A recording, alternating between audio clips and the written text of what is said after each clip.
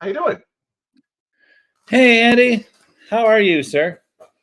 I'm doing well. How are you? Good. Getting used to that time change, right? We lost an hour or gained Yeah, an hour. I can't keep track. yeah. It's gonna get dark here in 2 hours. It's ridiculous. Yeah, You it's know. actually like already dark here. I'm like, that's why I have a nice fancy light on. But everyone, welcome to the show. It's the Untitled Themed Entertainment Design Show, live here across Orlando and LA and everywhere in between. We have a great show. Excited to have our guest on. It's a great show we have today, Andy. Yeah, it's I'm really excited to learn a lot more about Fivestone Studios. I mean, this is going to be one of our, you know, you know, down and dirty, nitty gritty theme entertainment design shows. Yeah, we're going to get into it. Absolutely. No, Yeah, excited that is about what it. we're going to share the knowledge and all that good stuff. Well, Andy, why don't we?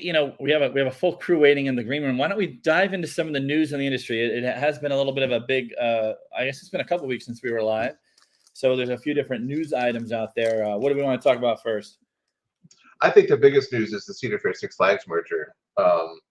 Yeah, I've read a lot of good and bad think pieces about it and tweets and you know people freaking out about it, people loving it. I mean, I don't know what I'm not sure what to think about it. All I know is I'm all for free market capitalism and all that kind of stuff, but a big merger like this is almost always bad for consumers, and in this case guests. So I'm not sure how it's going to affect some of our more beloved parks like Knott's Berry Farm and things like that, and Cedar Point itself.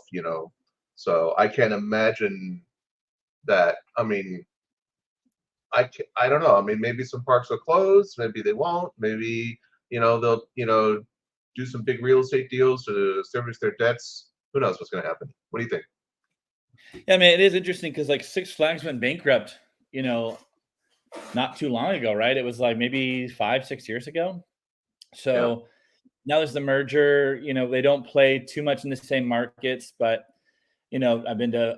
I actually did a road trip where I went to almost every Six Flags theme park in America and every Cedar Fair park in America, and Wow. they're all start to blend together a little bit in the end. I've definitely had great times at Six Flags. I've had good times, bad times at both. At different venues. They all locally operated. But key is that it is apparently going to be ran by Cedar Fair, but being called Six Flags. So those. So we'll see what happens, right? So you do have those gems like Knott's Berry Farm, where them being sold to Cedar Fair was kind of, I don't want to say controversial, but it was kind of a big deal back in many, I don't know how many decades ago, and you did see quite a change, right? We went from soapbox derby to you know not that and other things and accelerator, and so we'll Well, see what happens. Big Cedar news. Fair buying Knott's Berry Farm was fairly recent. I mean, it was in the last 10 years, if I recall. Yeah, well, it's hard to. It feels longer than that, but it's hard. Maybe we have to fact check that in the background because it's like, yeah, 10 years ago feels like it was yesterday, but really, I mean, 4 years ago, we've been doing this for almost 4 years now. This Right. show, so Wow. I mean, time adds Yeah, up. 3.5 years. Yeah. All right, so that's big news. Other, we Oh, had a couple. 1997. Wow. Of, what's that? CJ says 1997. So I was totally wrong and you were totally right. Yeah. I Huh. mean, it's okay. Anyway, So we have a couple openings at Disney, right? We have the Treehouse. You're probably a little bit more connected to this than I am. What say you? well, with some various trips to the park over the last year or so, the old Swiss Family Robinson Treehouse, then also known as Tarzan's Treehouse, has been under wraps literally for, gosh, almost 2 years, at least a year. They tore down the big stump entrance with the bridge. That they tore that down like 2 years ago, and very slowly they've been transforming it back into the Swiss Family Robinson Treehouse. And I guess it has soft opened or opened to guests in the last week or so, and the videos are really great. It looks like it's a real great return to form. And Disney Parks Twitter and Instagram released a cute little video today highlighting the new arrangement and performance of the organ, the Swiss Wow. family, the Swiss polka organ music, which is super fun. I love that. I love that. It's like, when do you get an attraction at, especially Disneyland, where it's an old beloved attraction from 60 years ago. They change it into two or three different things over the decades, and then we're just going to change it back to the way Yeah. it was, but in an updated way, which is kind of a miracle, actually. I mean, I agree. I was there when, I think when, look, they're putting it back the way it was, so you can take your judgment there. But I think it was like during the pretty dark days of Disneyland, like during the Cynthia Harris, Paul Presley era, when that attraction happening, and there was a lot of head scratching about that. So whenever I live in Orlando now, so it's like when I go to Magic Kingdom, I got the original Swiss Family Robinson, and I have the People Mover. So maybe there's hope to have at the abandoned People Mover track that's been abandoned for 20, 23, 22 years. 25, That's 20, another 25 years. Yeah. 25 So years. our hearts go out to the team that got that through. That's exciting. And then Moana has opened. I'm gonna hopefully experience it this weekend. So. Okay, cool. That's great. And then Moana Journey of Water has also opened. I mean, they've been soft opening for a few weeks, maybe a little bit later last month or mid month. And I've experienced months. Okay, months now. I have a 1.5-year-old, so I mean he's right there, just running around, playing, having a great time. It's pretty cute. Definitely kind of brings a lot of energy to the area of in front of the seas, which sometimes can be kind of not a lot of people after a certain point in time. So I mean, water, Orlando, summer, fall, whatever it is, above 70 degrees. A lot of cool, unique effects in there. There's some that I haven't really even been able to play with yet because I'm really focused on my son who's kind of waddling around. But congrats to that team. It's fun checking it out. I will say, like, it's one of those attractions where as a parent to a really young kid, I'm excited because there's somewhere I can take him and run him around. If you're a 20 something year old and you're there to have a good drink at Epcot, maybe it's not for you, but I think it's cool to just see all the kids playing around, having fun with it, and some cool things to interact with there with water. So congratulations to those teams. So cool. You don't always see kind of these smaller walkthrough experiences happening. So on both coasts, it's cool to see that they're a little bit of diversity in attractions. Yeah, I totally agree. It's great. At first I was like, it's a little weird to have an Epcot, but hearing everybody talk about it, seeing more video, and talking to people I trust like you that think it's great, and especially I don't have small children, so my opinion is invalid.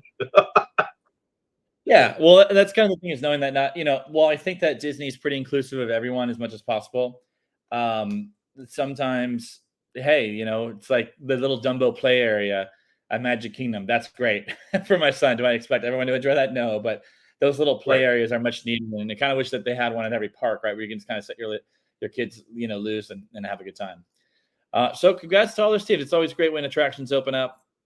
And then, obviously, IAPA's next week. That's huge. So looking forward to seeing all sorts of faces. If you see me and want to say hello, I'll probably be wearing this hat.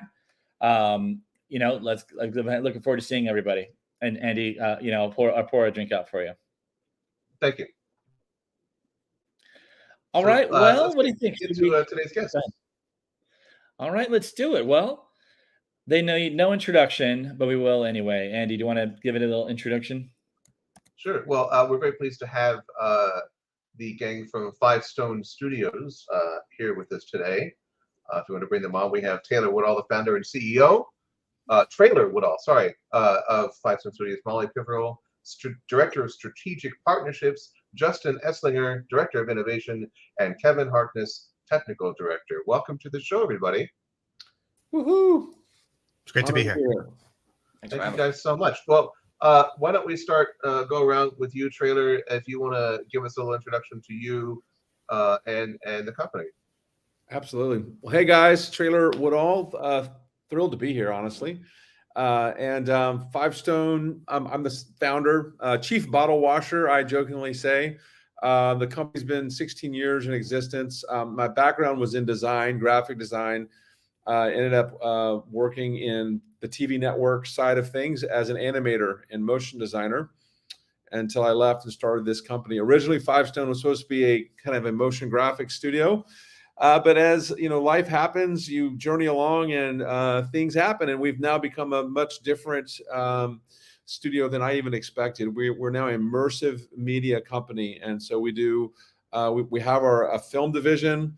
that creates films and commercials. We have our animation and design team. We also have interactive and experiential, which does all the crazy weird stuff with technology, projection mapping, AR, VR, whatever. And so that's kind of us. And then I don't know, do we want to go around and let the rest of the team? Is that cool? Let them introduce Justin. Yeah. I'll hand the baton to you. No, actually, I'll hand it to Molly, and then Molly, you can hand off. Hey, I'm Molly Piveral, Director of Strategic Partnerships with Fivestone.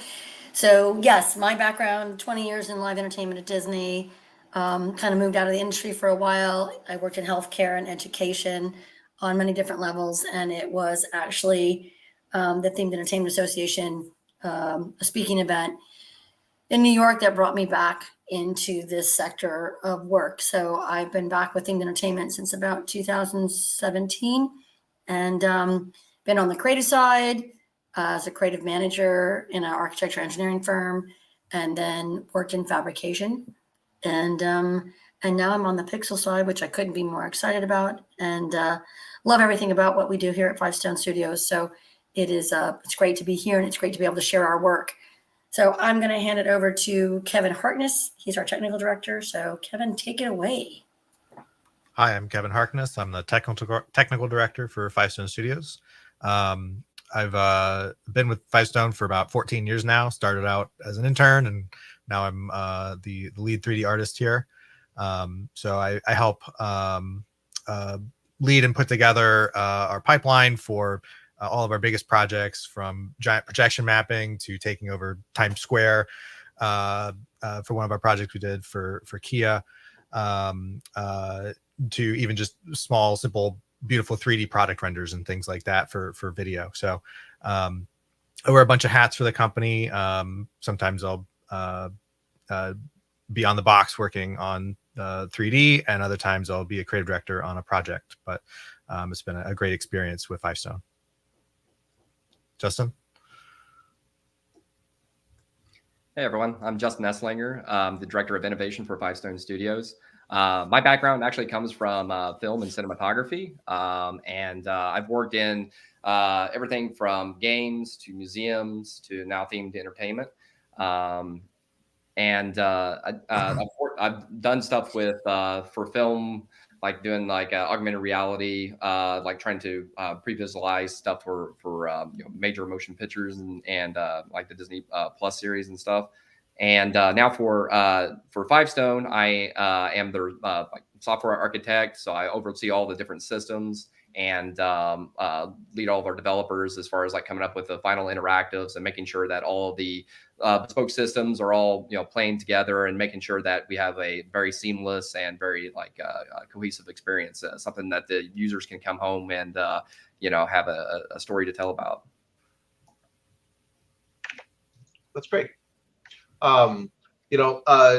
Before we dive into, we're gonna get kind of really into one of your current projects, but we have some media sizzle reel about a company. If you want to give us a little idea about background on Fivestone. I know that Traylor, you already sort of just touched on that, but get into a little bit more about what you guys are what kind of work you're currently doing, and then we can run the reels. Absolutely. Well, be happy to.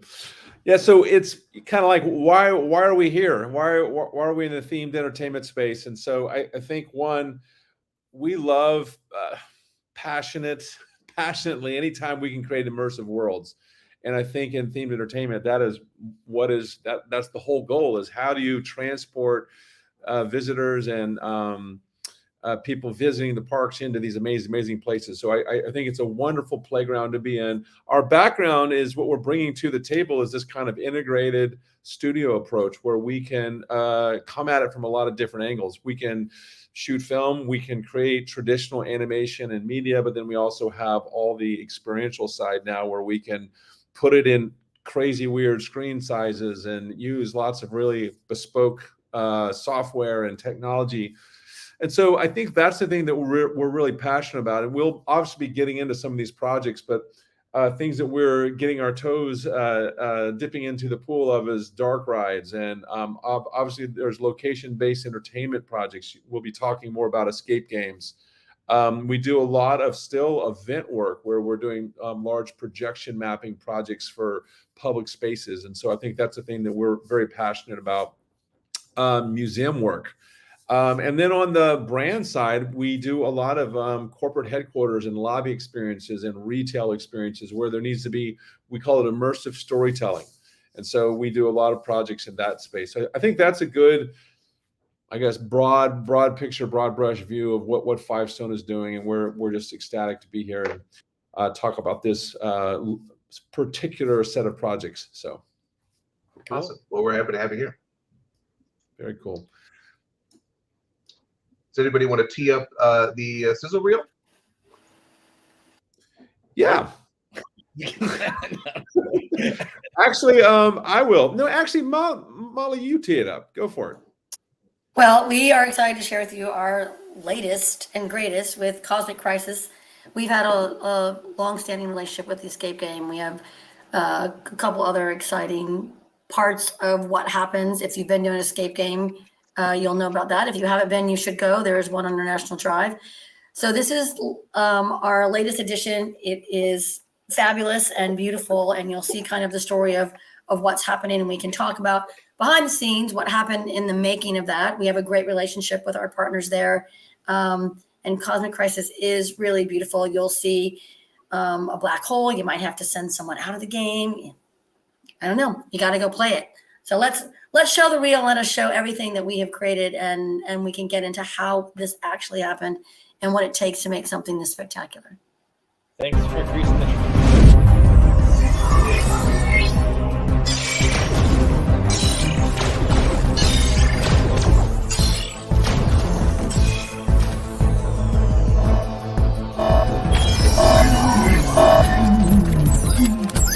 Yep, all humans accounted for.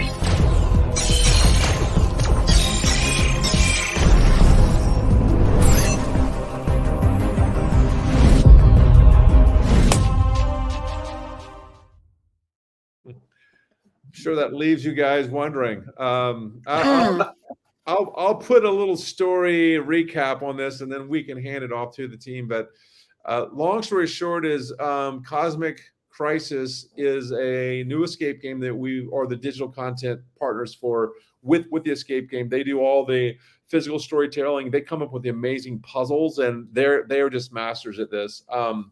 But our role was to create all the content, and there's going to be a lot of technical digital wizardry that Kevin and Justin will jump into. But the main storyline is that a black hole is going to eat the solar system. Your job, if you so choose, is to take your team. You fly out to a space station and destabilize it, turn it into a bomb, and then you blow up the black hole. And there's some really interesting plot twists that happen along the way. But that's the main storyline. And then I guess, is that good enough for a recap of what this is? Andy, you feel good? Well, where is it located? It is. Currently, because the escape game is based in Nashville, they always roll out the first one there, but they have over 37, I think 40 locations nationwide. And so they roll out all the first ones happen in Nashville. It's in Opry Mills Mall. But then it will be rolling out to nationwide. In fact, there's a number of our games that we've partnered with them on that are actually in Orlando, other ones. But this one is brand new, so it's just at one location right now, and then they'll extend it out. Got it. It's really cool seeing. Well, thanks for greasing the tracks there, Traylor. It's really great to see just how far along these escape rooms and escape experiences have developed, which is really great. And maybe this is a little more in the details, but what role specifically did Fivestone play for the project? If one of the people want to dive in a little bit deeper on that. Sure. So in about last October, the escape game came to us, and they approached us with the idea of Cosmic Crisis. And this was a really great opportunity because in past experiences with them, they came to us pretty much after the room was more or less ready to go. They're just kind of putting the finishing touches, and they just want to put the content on. But on this particular one, we really got to partner more in depth with them, and we got to help create that story and build the experience with them. So as we're developing the digital content, they're developing the physical content in tandem, and we're sort of playing off of each other.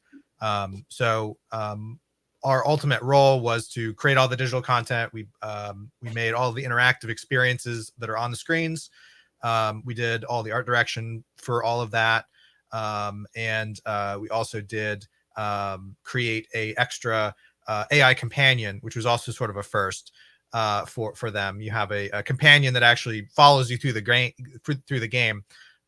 If you're familiar with doing an escape game, you know that you get clues and things that kind of, if you're struggling, sometimes that will they'll show up on a screen or something. But on this one, you actually have a character who's interacting with you the entire time, both with clues and both as part of the story to help sort of further that immersive overall experience with the guests. Yeah, and past that, we also put together like all the backend server architecture, so that way the game master would have complete like control over the experience. So that way they, you know, like Kevin was saying, is that they can control the AI companion to help the guests along, to you know, give them clues and stuff in a way that's very still immersive and themed, and also being able to, you know, kind of throw some curveballs and stuff at the guests and stuff as well. So that way, you know, again, with this being a real-time game client, we could actually have the experience be tailored more towards the group that is currently experiencing it.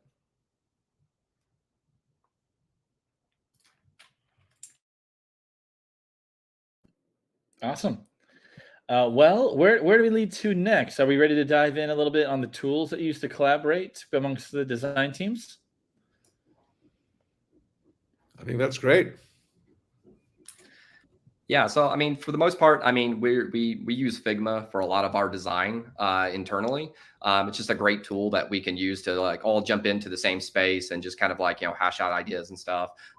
Obviously, you know, too, we utilize, you know, Google Docs and Sheets for just more of the, you know, tracking of things. For our internal tasking and stuff, we use Productive.io, which is a kind of like Asana, in order for us to like, you know, make sure we can project manage and all of that. Not on this project, but, you know, in other projects too, given the time and budget for it, you know, we always like to try to do like utilizing VR to pre-visualize and being able to like, you know, experience a space before it's, you know, fully complete. As we all know that, you know, being able to do stuff digitally is the cheapest option to kind of like, you know, try stuff out and try ideas and just try to find the fun on a lot of this. And also just get a sense of like scale, because that's the hardest thing. And then the other thing too that we've been really trying to push a lot for is like creating digital twins of complex physical spaces, which means that like we're taking the incomplete, you know, technology stack, whether it be physical, you know, computers, hardware, and trying to simulate all that inside the computer, so that way we can kind of like, you know, try to predict where, you know, because some faults can be, or how we can, you know, be able to, you know, leverage other technologies to make each experience the best that they can be. Can you take any of that virtual simulation work that you're doing and port it directly over to the actual gameplay in Unity or whatever you're using at all, or is it all just sort of just a mock-up and then you just do it again, you know, for real? And that's a great point call out there is that, you know, I would say there is some sharing from that. Obviously, one of the things that we try not to fall into is the prototype becomes the final product, because a lot of times there, you know, you really want to just, for a prototype, you want to get in there fast and be able just to try ideas out. Not necessarily it's like a full production, but certainly, you know, the prototypes will dictate how we go about archetyping the final solutions for the projects themselves. But, you know, wherever we can, we try to, you know, build up a good like reusable code base to where we can start, you know, paying forward development on each project, and certainly trying to be efficient about all of our time. That's great. Are you able to program any of the projection mapping in that VR environment, or does that happen in a separate program? Yeah, no, absolutely. In fact, there's ways inside these game engines that you can do the complete projector setup, as far as like, you know, the lens choice, the distances, and so forth. So wherever we can, like if we know like, you know, the space and we can have some sort of like, AutoCAD drawing or anything like that, then we'll certainly translate that into this, digital twin space. So that way we can, project images from virtual projectors. And so that way we can kind of get an idea of like how much distortion that we're going to get onto, these projection mapped environments. And then, try to tweak it wherever we can on that end. That's cool. That's really cool. That sounds really exciting. It's amazing how like you just wouldn't have been able to do that at all 10 years ago. No, absolutely. And that's the thing is that goes to show you like how far these game engines have really come. Yeah. Certainly I remember growing up and stuff, and I thought it was so amazing that you could, even mod like some of these games and stuff, like, Quake and so forth. And now it's like, in Unreal too, now like a first person game engine now is driving these large scale virtual productions and being used at these massive multi-million-dollar media tools and stuff. Oh yeah. And you're really seeing like the convergence between all the different disciplines of animation and film and theme park space and so forth. I mean, it's all kind of come together underneath these technologies. Yeah, I feel like Really, we're maybe like I was just saying, I feel like we're only like a year or two away from like one of these high-end escape rooms using sort of like the LED volume that they use for production in ILM and places in Marvel like that.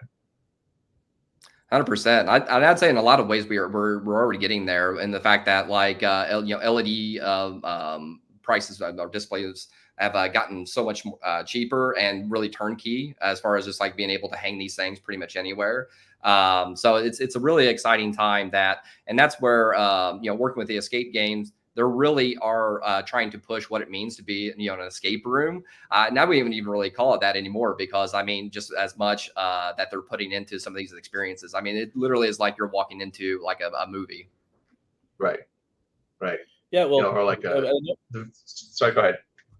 I was going to say, I know we have some images to show on the screen. Maybe we can kind of talk through those a little bit. Someone wants to talk us through them. Yeah, I was thinking, Kevin, maybe because I think the ones at the top are more of the art, and you can talk a little bit about the workflow for creating all this beautiful stuff. Sure. So we used a couple of tools for building everything. Obviously, the main driver of a lot of the visuals is ultimately Unreal. It's rendered in real time, can react in real time to guests. We also we did generate a lot of imagery outside of Unreal in Houdini, especially things like the black hole. We made a lot of simulations in Houdini, and you can kind of just scroll through a couple of these, like this particular image that was a full offline render from Houdini that we pre-rendered to get that like massive explosion that you saw in the sizzle. And really push the realism and immersiveness. Then we've got this is another image from Unreal, where we've kind of got a mix of stock pieces that built up this spaceship, kind of kit bashed that together. And then we've also got some custom environments in the background, as well as some custom asteroid systems that we made with Niagara, which is Unreal's particle system. Here's a great look at Hermes, who's the AI companion. He's featured on, I believe he's on 2 screens in the space, because there's 2 rooms in the experience. So he'll dynamically update and talk to you. We built a custom shader framework in Unreal to help sort of create a video pipeline where we could generate a bunch of the phoneme shapes for his expressions, and they could dynamically trigger and create new clues as needed to help better the guest experience. And then on the right of the screen, you can see there's like a model of this weird kind of sci-fi reactor thing. That's actually a physical prop in the space that we recreated, and it reacts in real time to as players complete the physical quest in the physical room, that intelligently updates and shows you your progress and gives you an indicator of where you are in the game, and it's fully non-linear, so you could do things in whatever order that the game allows you to, and it would show up based on whatever you did in that order. And the really cool thing too that Kevin developed for this as well is like these After Effects templates that we were able to hand over to the Escape game. So that way, as they play test and play more with guests that come through, they'll start finding like, oh, well, we really do need a clue for this or something like that, and then they can go ahead and generate that on their own. And then our whole system was able to like ingest that into the game client. So no, like remaking the application or redeploying any of that stuff. They can just insert that stuff and it shows up on their display. That's all completely hot swappable. Mm-hmm. And do you use AI voices for the assistant, or is it all pre-recorded? I believe they might have ended up using a real person to voice it. Everything's a video that plays through the Hermes system. It's not necessarily a full live real-time interactive thing. So I believe that they did end up finding a voice actor for that. But we did toy around with AI voices, and that was the original plan, was to have a fully dynamic thing. It just ended up being easier for everybody if we just sort of had the pre-recorded clues, because they were consistent every time, and it was easier for their hosts to manage. So Kevin and Andy, just wanted to add something here too, not just with this game, but with the other games that we have with the Escape game and our relationship. These are really a great interaction of physical and digital and where they meet and how those things become seamless, that you can take part in something physical that happens within the space, and then it transfers into the digital space, and then it comes back to the physical space. So it's really a great marriage of those two, and really utilizing the space in that most effective way. So it's not a screen hanging on the wall that you just, like, why is this here? How did it get here? Was it an afterthought? That's very important in the way that we develop all things that we do, that we are, comprehensive in the approach that we take to making sure that anything that we develop from a media standpoint has that impact, so that it's seamless in the design and in the way that it comes across to the end user.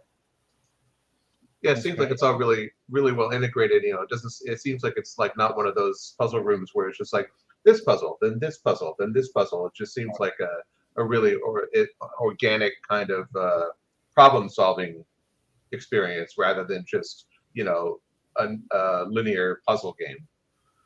Yeah, and that was really something that the Escape game really tasked us with, was how can we make this not just feel like content? Like, how do you make it? It's literally, you're looking out a window. On one of the screens, you're actually supposed to be looking out the front of a space shuttle. So we're really creating like the illusions of depth. We're creating story beats. We're creating things that actually matter, that aren't just eye candy, but they do have significance. Like, for example, on the frame that's up right now, this is the asteroid shooting experience that we created, where at pre-program times, as well as dynamically triggerable by the host, asteroids can be shot at the players, and they'll have to interact with there's like a physical cannon reloading puzzle that they have to do, and when you solve that puzzle, you can fire a shot. And so this is just a still of that game that we made for them, where you can use physical controllers to target the asteroids, and as well as fire the rockets. Cool. Well, a lot of complex things are coming together here to be pulled off, which is really amazing to see, and the level of immersion. With complexity and immersion comes challenges. Do you want to share a little bit about maybe some of your lessons while creating this, and how you overcome some challenges? Yeah, I think a big one for us, honestly, was making the nonlinear experience itself. Because again, with this being a game, the guests inside the space, I mean, at any point they could completely change, what the outcome is going to be. So one of the big things that we learned about is that we initially was like looking at making this like a linear timeline that we could just jump around in. But then we really found out soon is that like we really do need to like break this stuff into smaller chunks. So we break these into smaller and smaller like sequences. And then we just made sure that we had a really good state machine that could like, bounce between all of those. So that way we could still utilize a lot of what Unreal was offering, as opposed to like the sequencer and being able to use all the benefits that comes with that, while at the same time being flexible and again being a way that's very adaptive to the story that's currently happening within the environment. Yeah, That's and really cool. Sorry, yeah, right. and then one other thing I would say is that like just troubleshooting networking and messaging issues. Anybody that's in IT or dealing or even like trying to get your Wi-Fi to work, as you can probably see, is that it's very frustrating sometimes to debug some of that stuff. So one of the big things that we took from that is just making sure that we have really good visual debug methods. And then also utilizing like network traffic analyst tools, such as Packet Sender and Wireshark and so forth, just so that way we are able to verify that messages are indeed coming across, and is what is coming out is what we would expect. Because again, all the different screens was essentially a separate application that is being controlled by a central server hub. So that was really key to make sure that they were all lockstep within each other. And I mean, in a lot of ways, you can look at each screen as being kind of its own player, and like a multiplayer game. So we're just making sure that we're, keeping that all in sync and lockstep, so that way, nothing gets out of order. Yeah, that makes sense. It sounds like totally complicated. Must have taken you months.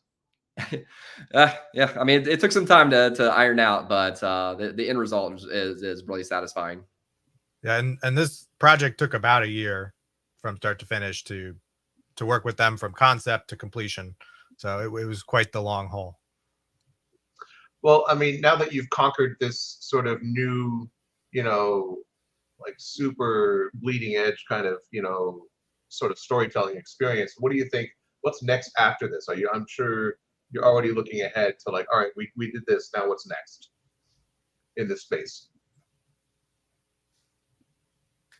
Traylor, you're muted, Traylor. Traylor, you're muted. Control D. Control D. CJ, can you unmute him? No, we can't. Traylor, you're. There we go. Keep clicking it. I keep clicking it, guys. We got to spell because someone's muted. I will try a third time. Oh, no, sorry. So yeah, I think what we get excited about is just taking on more fun, bigger challenges. So this was even what we've watched in our journey with the escape game is they were smaller and they get more complex, they get more interesting. We like challenges, and so I think for us, we're always looking for, like, it was so cool that we had an AI character this time, and we kind of graduated from, in a prior game that was super cool, all the windows were TVs. Well, now we're doing projection systems, so you're looking out into a more believable space. And so I think every time we do this, we're just looking to try and elevate the immersion, and see if we can bring something new and challenge ourselves. I mean, we're out to be challenged and to grow as artists and creatives. So I think we're kind of open. And for us too, it's the partnership. We love being challenged by a great partner client. And so I think we're always looking to see who's got some fun challenge for us to jump in and be a part of. So. And if I may add to that too, honestly, it's not only like bigger and better, but also like looking for ways to integrate more systems together. The nice thing about like the Internet of Things is that basically, you can have the lighting, react to whatever's happening on the visuals on the screen. You're able to have physical controllers that can control an entire experience. So really trying to look at every element within the space and stuff and saying like, how can these all work together and be seamless to where you're not really looking at it as like, oh, that's a screen or this is, a projection or anything like that. But no, this is like the actual environment that you're in. So really just trying to look through for opportunities. That way we can use more of those types of technologies. That's great. Well, speaking of emerging technologies, next week is IAPA, and you guys are part of a really special sort of program over at Oceaneering and I think it is at Oceaneering called the ATL, the Attraction Technology Lab, right? That is correct. Let's talk about that. I'm excited about that. Molly, why don't you hit that one? So I think what's great about this opportunity was, beginning this relationship where Alcorn McBride had begun this really amazing thing with their 4 original partners, just a few years ago, and how it has grown and expanded into now 22 companies. And so what the visitor is going to experience is kind of really a lab setting. So I'm not going to give away some of the things, but there are a couple of different sections where you're going to be able to be on ride vehicles, trackless vehicles, see how they are working, see how that technology comes together. Holoplot, Christie, Weigel, Four Wall, Oceaneering, Alcorn McBride, Good Theory, Stephen Arnold Music, us. So to be able to create that, to be able to pull that off in just a very short amount of time with two people working on this, the people that are here on the call, Kevin and Justin, and to be able to create dark ride content for the experience of anyone that comes to the lab. And it is November 10th and then the 13th through the 17th at Oceaneering. You can visit the Oceaneering IAPA booth and then get on a bus outside in front of the convention center and come on over to Oceaneering and see what's happening. So I think you're going to be surprised and amazed about what we've created in this collaboration with all these great companies, from the directional audio to the way that the servers are working, all of the things that are back of house, to the content, the size of the screens. If you've participated in before, it is massive and it has grown tremendously. We've had the aid of Quince Imaging helping us out, overseeing the direction, and just a multitude of really great opportunities for us. So when you see this content, you're going to be overwhelmed. And I think we have a little sizzle that we can show you as a teaser. I just dropped it in the chat if y'all can play that. Yeah, well, while we get that downloaded and uploaded, just in general, a lot of IAPA is, you see a show, a booth, and then if they're, so many of these companies kind of have to work together to even make sense. So it was really smart for the lab to come together to blend, designers, the show control systems, the audio systems, the projection, because otherwise, if you're not all together, you're just it doesn't really make any sense. So I mean, very kudos to the companies that came together to kind of create that. I'll be actually going to the first time to this year with a big group of people, so I'm excited to go check it out. And I just wasn't able to do it last year, so excited to do that. Well, while we're going to play that sizzle, I think CJ may need a minute to download it and upload it to our system. Maybe a couple other little questions. That we had one that we were going to talk about a little bit. Maybe, is there a take on mixed reality headsets, Meta, Quest 3, Apple Vision? Where are we at with that? It's kind of a hot topic. It's I don't want to lump it in anything, but any thought of that as a, and it seems to be like it's a tool that you can use. But any other thoughts from you all being right there on the cutting edge? Yeah, 100%. I mean, it really is incredible. Now you're looking at the Meta Quest 3, right, with the colors cameras coming in, and the hand tracking that's getting pretty close to perfect at this point. And it really is, the whole idea of like spatial computing, right, where it's no longer just on a screen anymore, right? It's actually in a physical environment and stuff here, and you're actually seeing it getting your actual environment getting mixed in with these virtual worlds, and then being able to interact them with them very it's amazing actually where that's coming to, and having these displays like right there in front of your in face. Again, it's allowing you to really be more immersed, right? To have these things, being able to be composited right over your hands and so forth, and making you feel like you're even more there. So I'm all about it. I would definitely welcome the AR glasses and all that stuff, walking down the street with them and stuff. So I can't wait for the technology to get even better, more compact, and even longer battery life. Oh, that's great, right? Yeah, battery life, it's so small. That's interesting. Well, another question. I think we're still probably need a month. Well, actually, hold on. Let's see. Okay, great. Okay. So we're a minute or two out. Don't worry. It's TV. We can keep rolling here. the another question I had for all of you, you talked about kind of where things are, exciting with these technologies that you're playing with. Where does somebody even like get started to try to learn more about what you all are doing? Is there an education path, maybe a career pivot they would need to do to get involved in this? Maybe even specific tools? Could I throw a couple things out? Because I always think of free, and y'all correct me if I'm wrong on this, but there's some pretty amazing free tools out there. There's so much you can learn right now online just with YouTube. But I'm now, Justin, guys, shoot me down, but like Blender, free, right?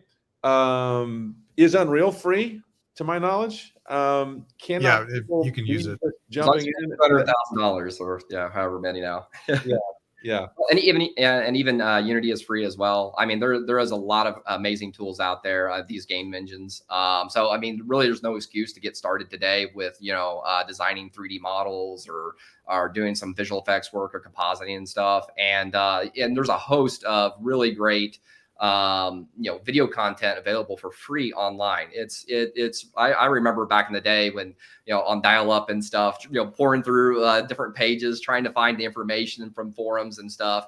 And just the amount of content that's out there nowadays, you see now like what some kids are creating, in their spare time. I wish I had their spare time. That's the jealous part of me comes out. It's just on par with anything else that some professionals are putting out. So it really does speak volumes to like how easy and also how powerful all these technologies have become. As far as like career path and stuff, like because CERN, if you hear about some of us on the path here, is I come from a film background. Traylor comes from motion graphics and so forth. And so I love like themed entertainment, and I've talked to a lot of people that's in this field. It is kind of a journey, not necessarily a direct path. That I think a lot of us pull a lot from actually other industries into it. It just happens that we love themed entertainment, and we're kind of like finding ways to taking our particular nerdy sensibilities and injecting it into it. So yeah. Right. Okay, cool. Well, we just passed time enough to upload this sizzle reel. So y'all want to, or this reel about ATL? Would you want to set it up again, and then we'll cut to it? Sure. So really quick, you're going to get to see a little taste of our first venture into dark rides. So this is a 30-second teaser from some of the content that if you register and go to this, you actually can get on the dark ride. If you're at IAPA, you can come over, have a free lunch, and then you get to do a dark ride through a cyberpunk city. And it's kind of this whole race thing. And we created about 1.5 minutes of this content. So this sizzle reel is about a 30-second little teaser from this dark ride content. Cool. Get the speaker box loud.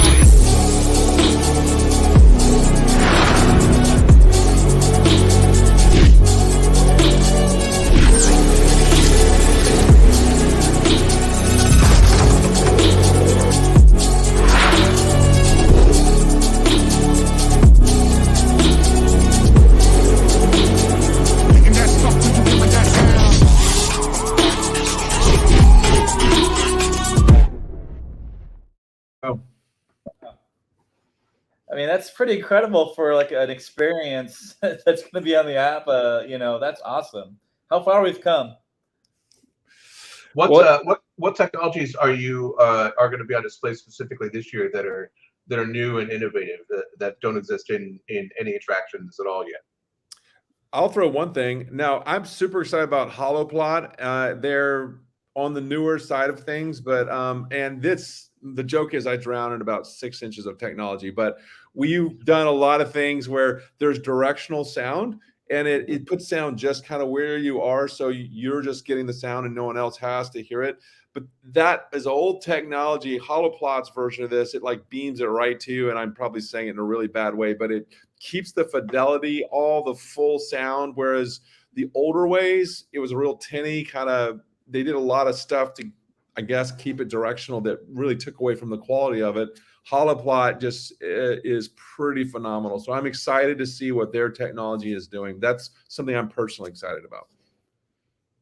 Yeah, I'm working on an attraction right now with some 3D directional audio, and it's really baking my noodle. It's such an incredible process that all the psychoacoustic effects that they're able to achieve now. And that's an amazing thing too, is that I think a lot of times people get so hung up on like visuals that they really do forget about the auditorial experience. So I mean, really, and again, this is me coming from my film cinematography background and stuff. I would still say like nothing would bring you out of an experience quicker than like bad audio. So it's really exciting how much that technology has been being pushed. Yeah, I mean I've been doing music and sound for dark rides for 25 years, and no one notices the audio until it's not good. Oh, 100%. So true. And have you been to ATL before? I went last year. Yeah, I went last year. Well, I think you're going to see a marginal change in the experience overall. And I think Patrick hit it on the nose, when, the IAPA experience is all individual, right? And we take in each thing and we visit each row. And so I think the culmination of this and bringing it all together, so owners reps or owners or IP holders or whomever can actually see what good partnerships look like, what collaboration and the fact that we've pulled this off, and I mean collaboratively with everyone in such a short amount of time is really miraculous. And so I hope that everyone that gets a chance to come out and experience everything at Oceaneering takes that into consideration, because it really has grown. I saw it at InfoComm, which is what was displayed last year, and it really is beyond measure. And what they've done in the last 4 years is crazy. So I hope all you viewers, whoever's listening, spread the word, come and see us. And if you have questions, just hit us up and let us know how we can help. We'd love to work together. I think that's going to be the hot ticket for IAPA this year. So I would encourage everybody to sign up early on. And then before we get to our last question, which I always love to get into, like we're a week away from IAPA. You all have a great technology, great, you seem like a great company.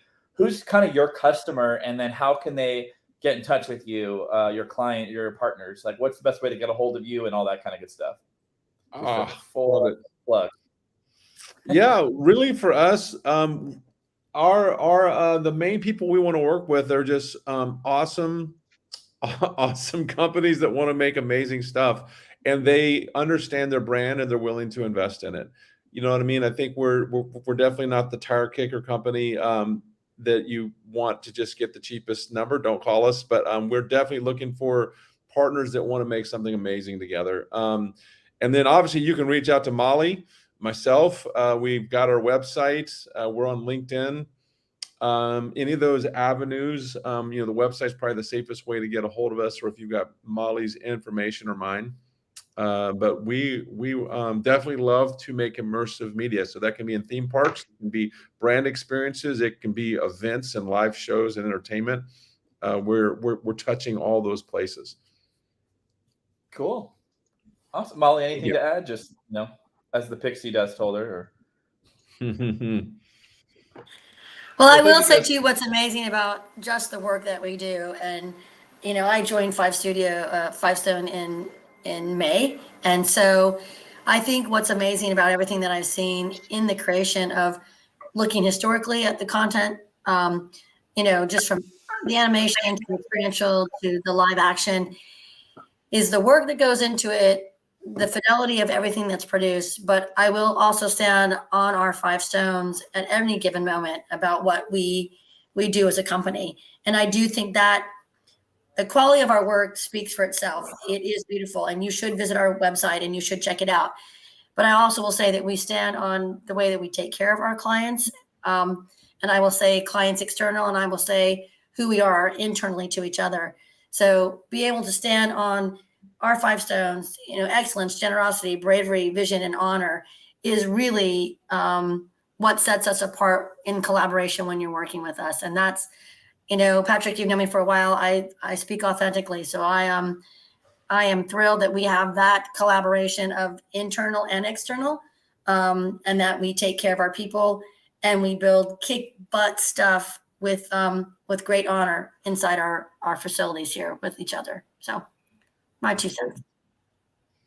Great. Well, we always like to end the show with a last question. Obviously, there's always the last question. It's usually pretty similar. Is there any advice you have to someone either just beginning their career or just in general? We know that, hey, I've been in the industry for a long time, as of many of us on the call, but still good to hear any advice you may have. And we can just go around the room and hear what you have to say. Well, we can start with Justin and kind of work our way across. Any advice you have? Yeah, I mean, for me, especially, and this may kind of sound kind of weird coming from a creative technologist, is that really think about the story that you're leaving your guests with, and that is the story that they're going to share with others, and it needs to be like participatory and personalized.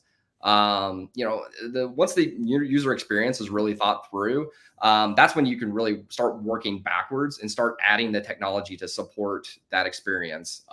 So for me, it is all about, the guest experience and that, because one of the things about, when people have a really great experience like that, it's the story that they tell afterwards, it's the reflection upon it. So that for me, in the themed entertainment space or immersive space, it's just all about that. It's good.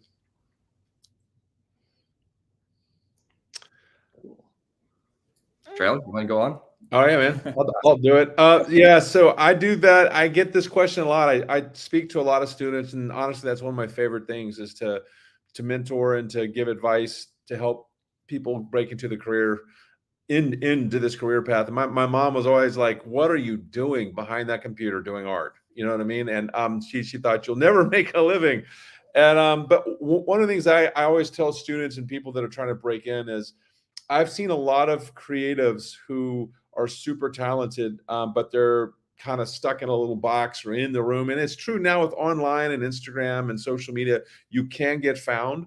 But I do think for creatives, I always encourage you to get a job as a server or do something where you learn to interact with people, because you can be one of the most talented creatives, but if you can't present and persuade, like as simple as getting someone to buy French fries at a restaurant, and a lot of creatives are nervous. They think persuading or selling creative is kind of a dirty thing. It's not. It's if you're passionate and you love what you do, just let it shine, but then practice communicating that. And then you'll find that will probably get more projects, more work, more things, and doors will open a little bit more. There's nothing wrong with being proactive, but it takes practice. So you got to exercise that muscle, because I know a lot of creatives are a little more on the introverted side.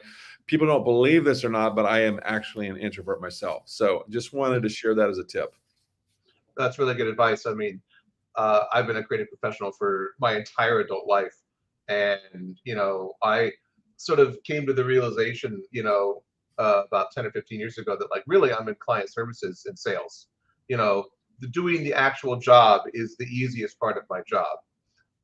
But the getting out there and talking to people, meeting people, networking with people, becoming friends with clients and potential clients, and being the kind of person people want to have around and want to work with, personality wise, I think is an underrated skill and advice to emerging young professionals. Thanks, Ron.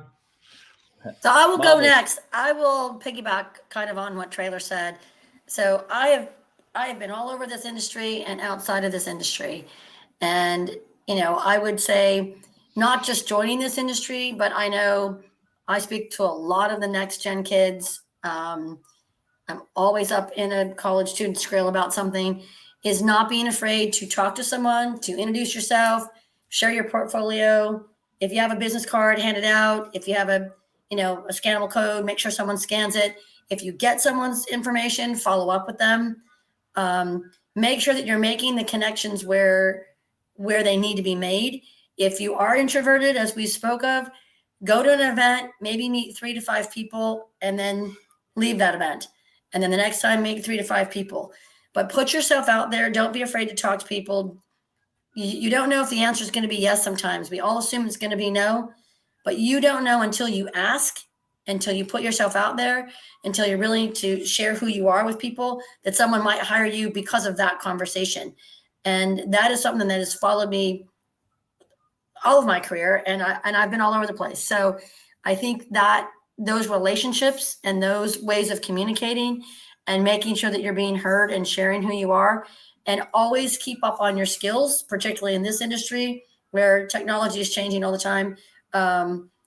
Make sure that you're keeping yourself abreast of what's coming, and that you know what's going on, or there'll be someone else that will. Also excellent advice. Yeah. And bring us home. Well, I think especially when you're starting out, the biggest thing that you really want to sort of lose the fear of is the fear of failing and the fear of starting.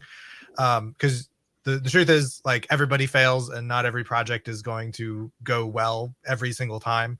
Obviously, you want to have more successes than failures, but I feel like, especially as creatives, we have this idea of this perfect project that we're going to do or that we're going to sell or something.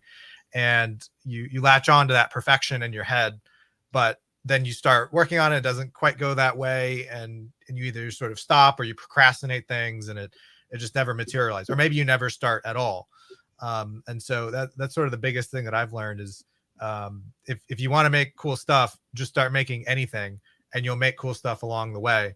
And not everything is going to be your favorite project. Not everything is going to be what you wanted it to be, but some of those will be gems, and you'll end up with a great portfolio along the way. I think that's great advice too. A friend of the show, Declan O'Mara, sort of took that tack as well. He wanted to do projection mapping. He learned how to do it. He did it, became an expert, and now is, one of the top people in the projection mapping space. And he was just a kid at home in his parents' house, projecting stuff on cardboard boxes and stuff. And now, he just went out and did it. Now he's, one of the top people. I think that's really great advice. That's that passion though, that for him to go out there and like try, and then experiment and just have fun with it, and then the business and the work just followed. So yeah, I agree. That's great. Well, thank you guys so much. I mean, this has been really, really great. I really enjoyed learning about all your innovations in technology and that kind of cool escape room space and beyond. And would love to have you guys on, maybe as a debrief about ATL in the coming months, and what you learned, what everyone learned, and I'd love to hear more about that. I don't think I'll be able to make it this year, but I'd love to hear about it. Amazing. We'd be honored. Well, thank you guys so much. We appreciate it. Thank you, TETV. Thank you so much. thank you guys so Thank you, much. CJ, for producing. Yes. We'll see you at IAPA. We'll see you there.